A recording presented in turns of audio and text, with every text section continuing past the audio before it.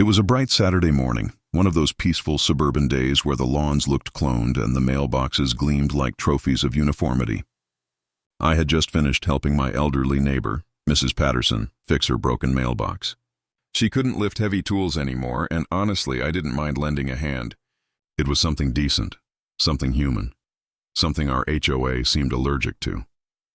Just as I was tightening the last screw, I heard the sound of heels clicking on pavement. Sharp, fast, and furious. I didn't even have to turn around to know who it was. Karen Wilcox, our HOA President, the self-appointed queen of rules, fines, and unnecessary chaos. She was flanked by two HOA staff members wearing matching navy polos labeled HOA Enforcement, clipboards in hand, expressions deadly serious, as if catching a war criminal instead of a man fixing a mailbox. "Excuse me," she snapped, her voice slicing through the calm air. "That's not your property line, is it?" I stood, wiped my hands, and faced her. "No, it's Mrs. Patterson's mailbox.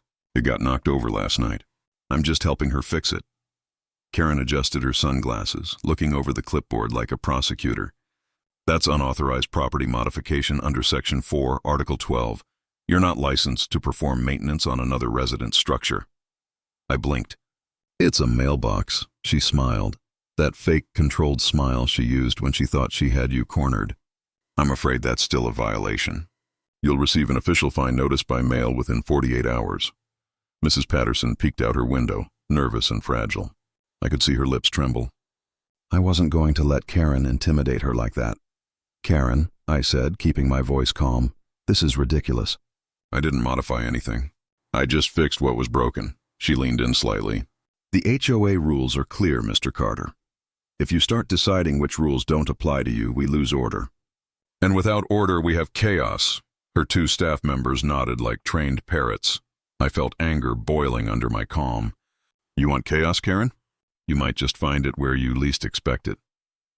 Her smile faltered for a moment, but she brushed it off and walked away, calling over her shoulder, "Expect your fine in the mail. And next time, stay on your property." The HOA truck pulled away slowly, the logo gleaming in the sunlight. I stood there, watching the reflection fade from the polished metal. That was the moment something inside me changed. I wasn't just going to pay her fine. I was going to find out what really kept that HOA running and expose it. 2 days later, the fine arrived, $50, printed on an official HOA letterhead with Karen's signature stamped in smug ink at the bottom. Violation. Unauthorized property maintenance. Pay within 10 business days to avoid escalation. I couldn't help but laugh. $50 wasn't much, but it wasn't about the money. It was about principle. It was about control. Mrs. Patterson came by with cookies that afternoon, apologizing as if she'd done something wrong. "Oh dear, I didn't mean to cause you trouble." "I can pay it," she said, hands trembling. I shook my head. "You didn't cause trouble, Mrs. P. Karen did. And I think it's time someone gave her a little of her own medicine." Later that night, I opened my laptop. I had worked as a systems consultant for a few construction firms. I knew my way around databases, public records, and digital footprints. The HOA's emails came from a generic domain, wilshirecreekhoa.org. It looked harmless, but I knew there was always more beneath the surface. I started by checking the domain registration. And there it was, registered under a private LLC, not the HOA itself. Wilcox Management Solutions, LLC, Karen's name. That shouldn't have been possible.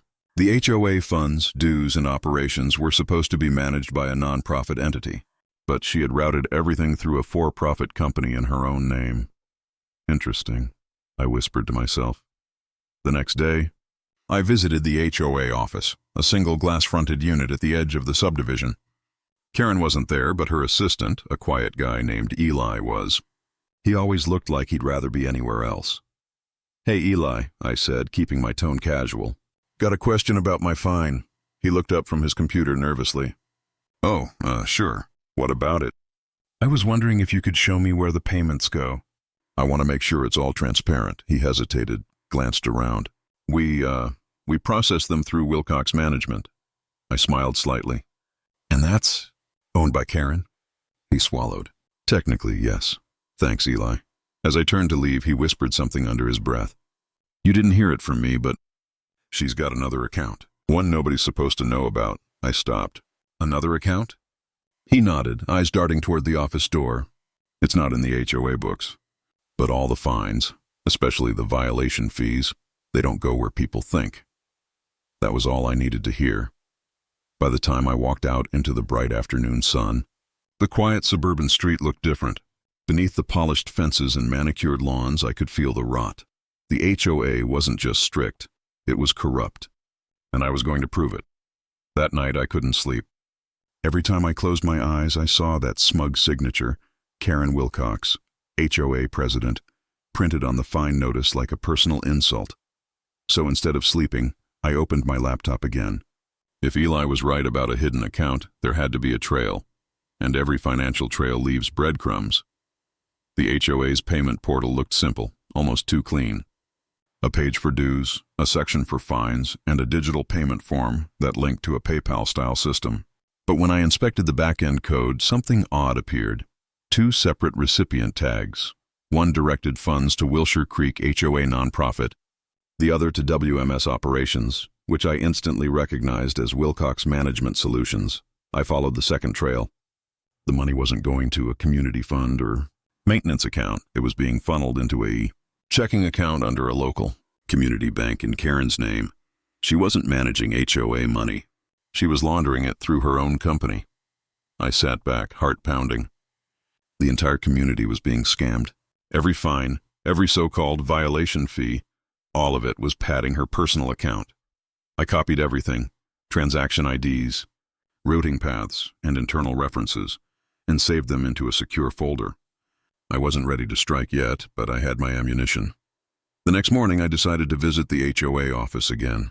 Only this time, I wasn't there to ask questions. I wanted proof on paper.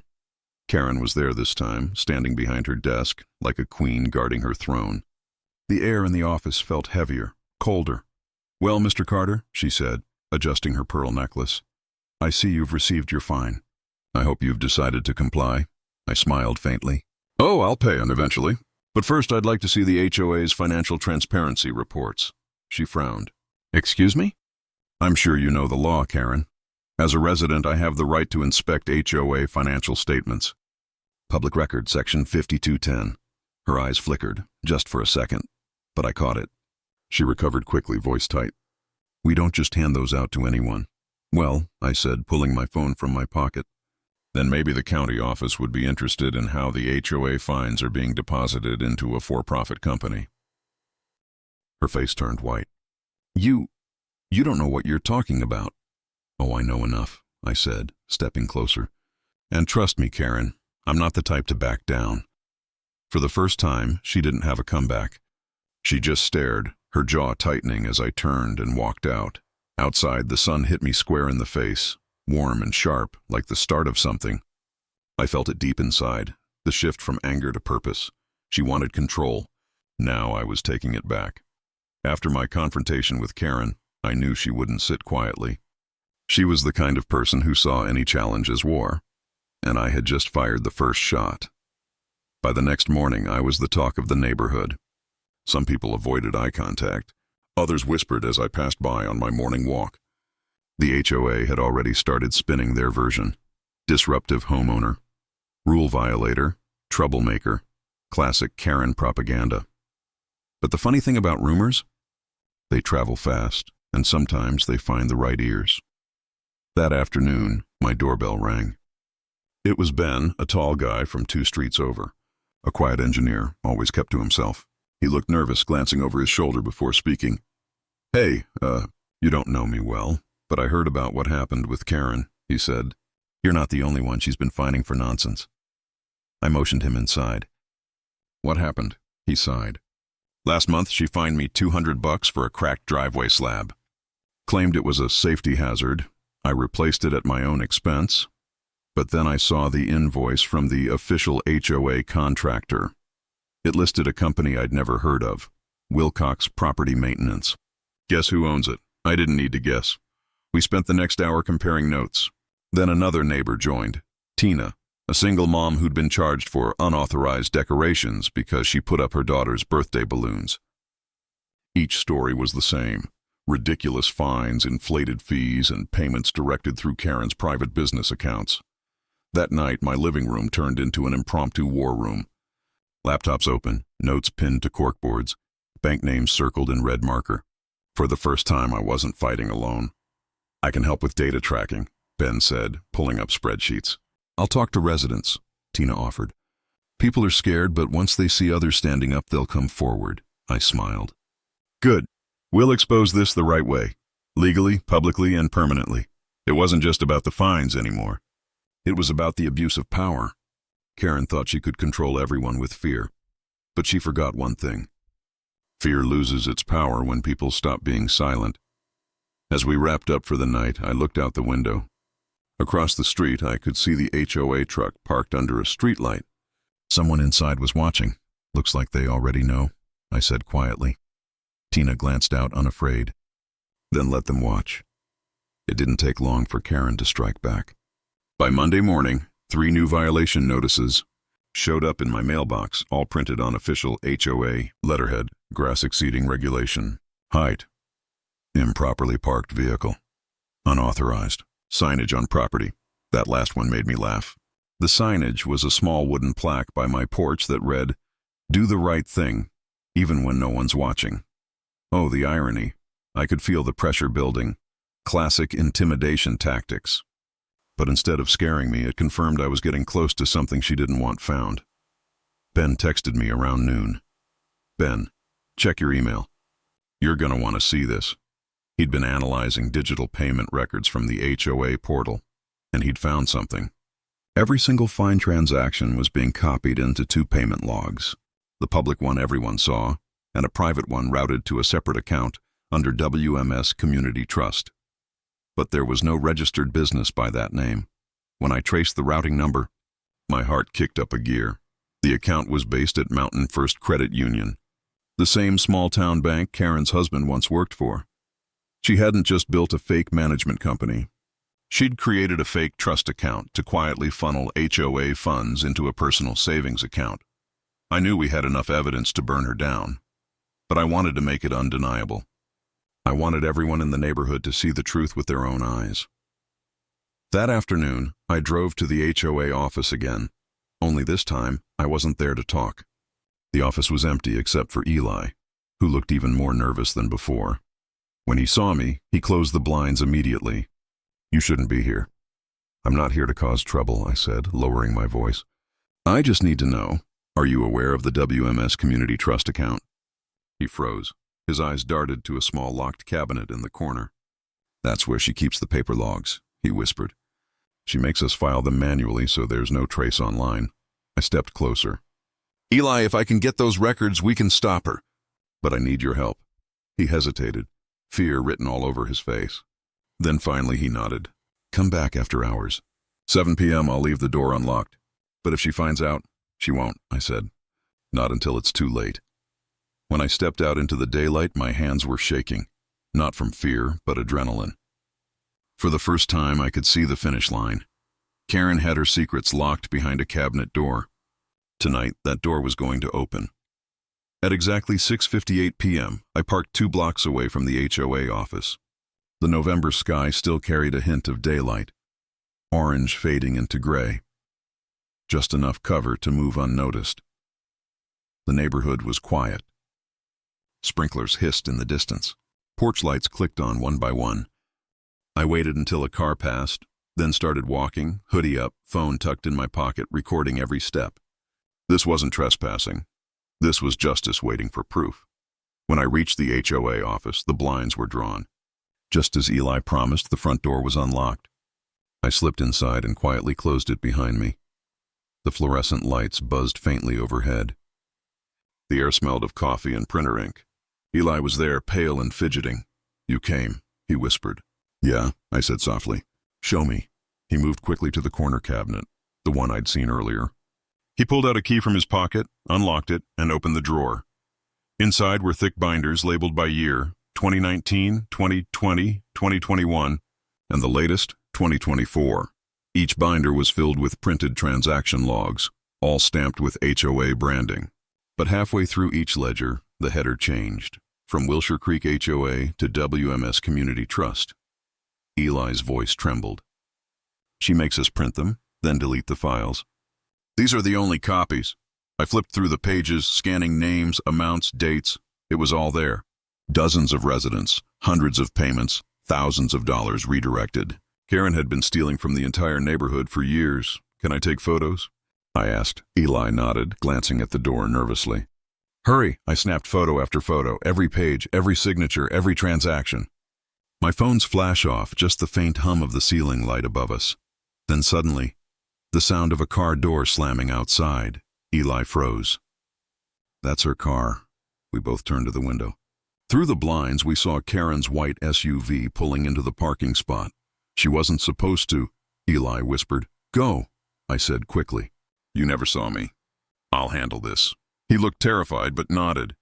Slipping out through the back door, I shoved the last binder into my bag, locked the cabinet, and ducked behind the desk just as Karen's heels clicked against the tile floor.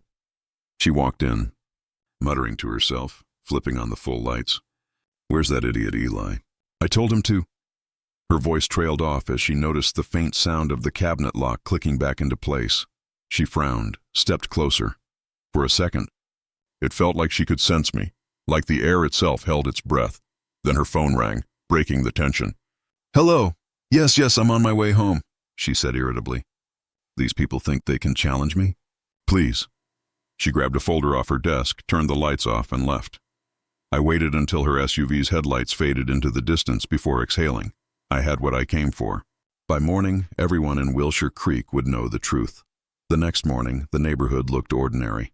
Sprinklers clicking, dogs barking, garage doors humming open. But beneath that calm, something was about to erupt.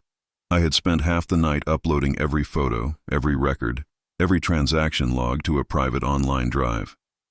Then, with a few keystrokes, I shared the entire archive with the HOA members' mailing list, all 138 homeowners in Wilshire Creek. By 9 a.m., phones were ringing across the neighborhood. By 10, Karen's name was on everyone's lips. I stood on my porch, sipping coffee as neighbors began gathering in clusters, reading from their phones, voices rising. What does this mean? She took our money? She charged me 3 times last year for weeds. And then, the sound of shouting from down the street. Karen's white SUV screeched around the corner, coming to a halt in front of my driveway. She jumped out, sunglasses on, fury in every step. You, she shouted. You think this little stunt makes you some kind of hero? I stayed calm. No, just someone who got tired of being stolen from. Behind her, a crowd of neighbors had started gathering. Ben, Tina, Mrs. Patterson, and half the street. They stood silently, phones in hand, recording. Karen looked around, realizing she didn't have control anymore. These are lies. Fabrications! You can't prove anything! I pulled my phone from my pocket, projecting my screen onto a small Bluetooth speaker screen I'd set up on my porch. The HOA's own ledgers appeared, every dollar, every transfer.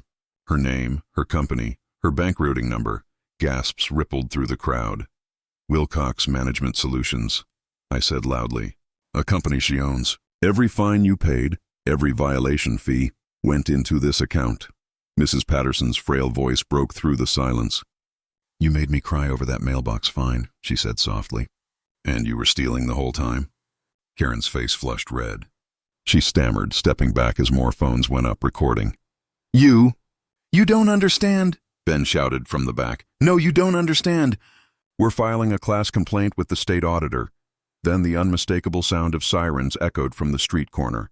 2 police cruisers rolled up, not for me, but for her. Eli had done the right thing. He'd turned over the physical ledgers to the authorities that morning. Karen froze as an officer stepped out. Ma'am, we have a warrant to question you regarding financial misappropriation involving the Wilshire Creek HOA. The crowd parted as they walked her toward the car. She tried to speak, but no one listened. For the first time, Karen Wilcox, the queen of the HOA, was silent. As the car pulled away, Ben turned to me with a grin. You just ended a 5-year dictatorship. I laughed softly. No, we just reminded them who this neighborhood really belongs to. The neighbors started clapping, not loud or chaotic, but steady, proud. And for the first time since I'd moved there, Wilshire Creek actually felt like a community. When the police cars drove off, silence hung over Wilshire Creek like a fog slowly lifting. No shouting, no arguments, just the sound of neighbors breathing easier. The next week felt lighter. People waved again. Kids played on lawns that used to be non-compliant. Mailboxes got painted in colors Karen never would have approved. The air even felt different, free. I spent most mornings on my porch with coffee, watching it all unfold. The same porch where Karen once taped fake violation notices. Now it was just peaceful.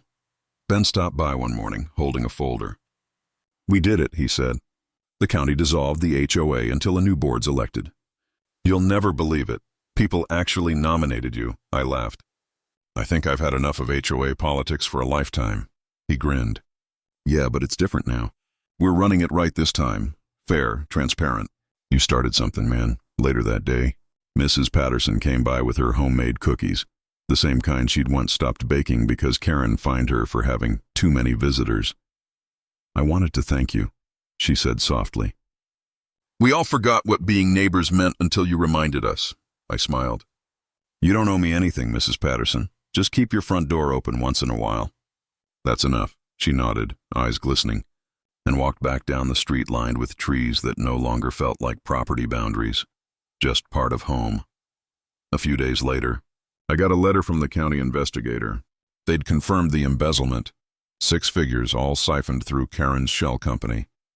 Her trial was set for the fall. I didn't feel triumph, just closure. That night I took one last walk through the neighborhood. The sun dipped behind the houses, golden light spilling across the sidewalks. Kids laughed. Someone grilled burgers.